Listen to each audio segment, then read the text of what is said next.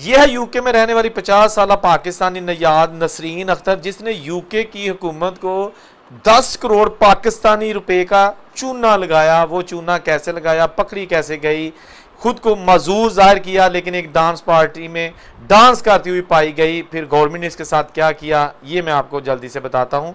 ये वाक़या जनाब ओल्डहम यूके का एक इलाका है, वहाँ पर ये नसरीन अख्तर नामी खातून जो कि 50 साल जिसकी एज, इसने गवर्नमेंट को जो है ना वो लिख कर बताया और कहा कि जी मैं एक तो तलाक याफ्ता हूँ, यानी सिंगल मदर हूँ।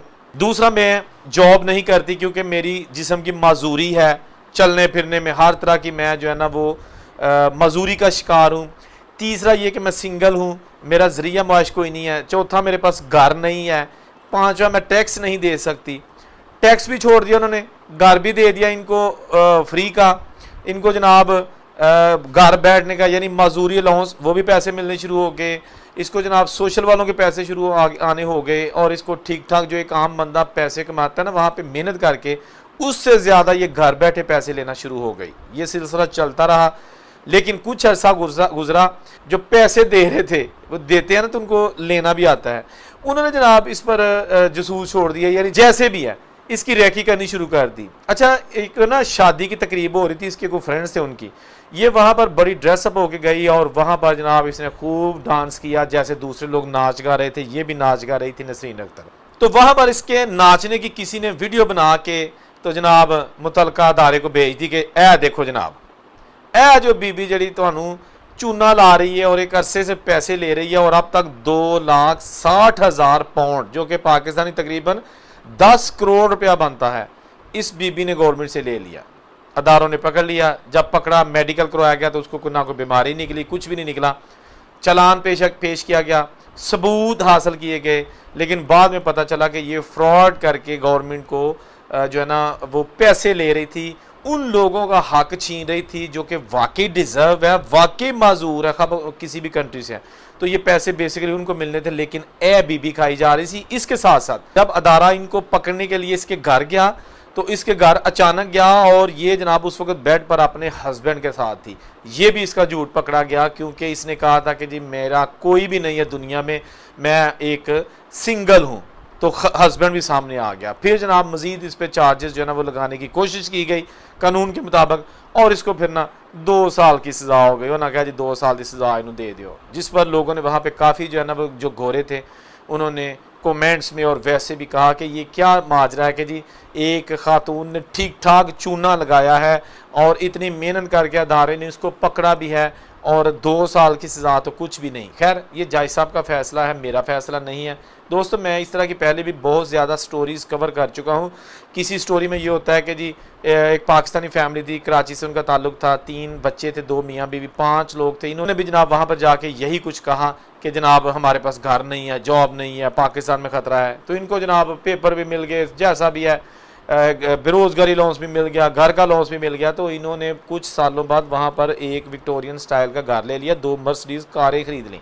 फिर जनाब किसी शिकायत कर दी थी तो वो जनाब इमिग्रेशन प्लस जो पैसे देने वाले हैं वो सारे जनाब आ गए, और उन्होंने जनाब इनको जब पकड़ा तो कहा जनाब सबसे पहले अपना घर बेचो, कारें बेचो, और हमारा जो 2,50,000 पाउंड जो आपने लिया हुआ है वो तो पहले वापस करो। सारा कुछ बिक गया, पैसे वापस, खोती बोर्ड थे उत्थे दे उत्थे ही। फ्रॉड जिहड़ा कीता है उहदे नाल बदनामी वक्री हुई। इसी के साथ साथ अमरीका में कुछ अर्सा पहले कुछ डॉक्टर्स पकड़े गए थे, तकरीबन 80 के करीब डॉक्टर्स पकड़े गए थे जिन्होंने कोरोना और इससे पहले जाली नुस्खे बना के, जाली मरीज़ बना के तो गवर्नमेंट से बहुत ज़्यादा इमदाद ली थी।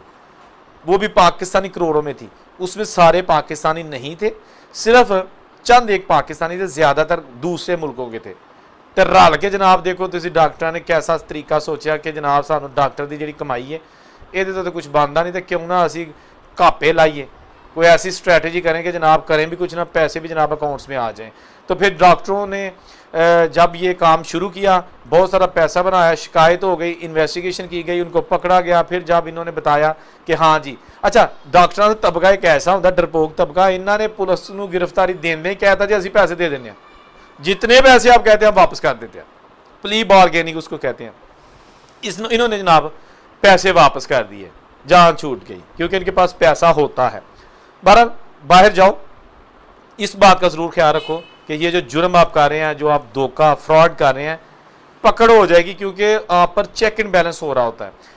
उस वक्त आप पर चेक एंड बैलेंस नहीं हो रहा होता जब आप गवर्नमेंट के काने ना हो, ठीक है ना। जो तुम अपनी कमा रहे हो तो अपनी खा रहे हो तो गवर्नमेंट को भी लगे। चेक एंड बैलेंस उदों होंदा है जो उन्होंने शक होए कि यार ये अरसा दराज से ये हमसे पैसे ले रहे हैं, तो इनको पता तो करें।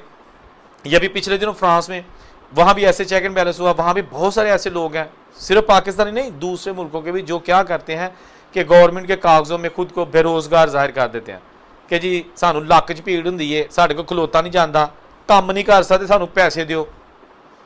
बाद में पैसे काम भी करते हैं, पैसे भी ले लेते हैं, काम टैक्स पे नहीं करते, वो कैश इन हैंड पे कर लेते हैं। ठीक समझ आ गई ना।